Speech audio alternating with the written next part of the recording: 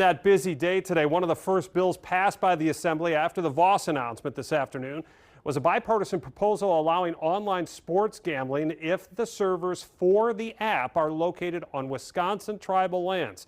That bill still needs to be passed by the Senate.